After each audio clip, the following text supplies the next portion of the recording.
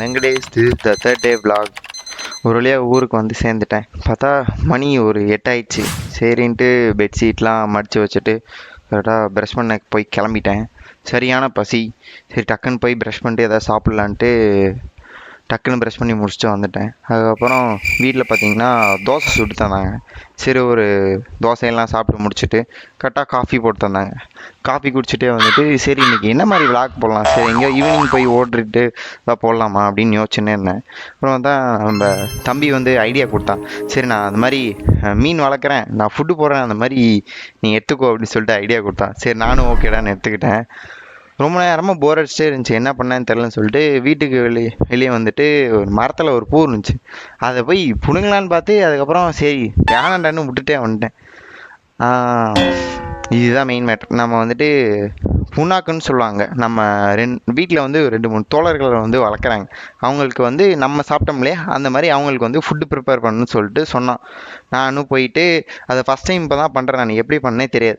ஒன்று ஒன்றா சொல்லி தந்தேன். நானும் ஃபாலோ பண்ணிட்டு போயிட்டு இதுதான் நம்ம ஃபஸ்ட்டு தோழர்கள். போயிட்டு நம்ம ஹாய் சொல்லிட்டு அதுக்கப்புறம் இதை கண்ணுக்குட்டி இப்போ தான் போட்டுச்சு, ஒரு 6 மந்த் மேலேயே இருக்குன்னு சொன்னான். அது கூட போய் விளாண்டுட்டு நாம் அப்போ ஃபுட்டு ப்ரிப்பேர் பண்ணோம் இல்லையா, அதை ப்ரிப்பேர் பண்ணதை எடுத்து வந்து வச்சுட்டா எப்பா ஒருத்தன் கூடுறான்னா கேட்கவே மாட்றான். 2-3 பேர் வந்து அடிச்சுக்கிறானுங்க. ஒரு வழியாக சரி சாப்பிடுங்களா சாப்பிட்டு விட்டுட்டு கரெக்டாக ஒரு 2 o'clock 2 மணிக்கிட்ட ஆச்சு. சரி நம்மளுக்கும் என்ன பண்ணுறது இல்லாமல் ஒரு ஐஸ்கிரீம் கடைக்காரர் வந்தார். அவர்கிட்ட போயிட்டு ஐஸ்கிரீம் ஜில்லுன்னு சாப்பிட்டு இந்த ஒரு வியூ ஒன்று இருந்துச்சு. இந்த குருவி பார்த்து ரொம்ப நாள் ஆச்சு.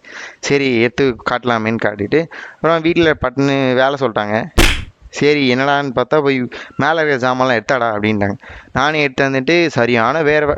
சரி போய் குளிச்சுட்டு வரலாமேன்னு சொல்லிட்டு குளிச்சுட்டு ட்ரெஸ்லாம் துவைச்சி காய போட்டு சரி நான் நம்ம மண்டை எந்த கண்டிஷனில் இருக்குதுன்னு சொல்லிட்டு பார்த்தேன்.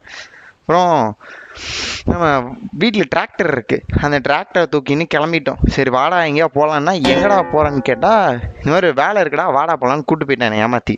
சரி நானும் போயிட்டு வேலையெல்லாம் பார்த்து முடிச்சுட்டு இன்னைக்கு டே இந்த சன்செட்டோட முடிச்சுக்கிறேன். பாய் பாய்.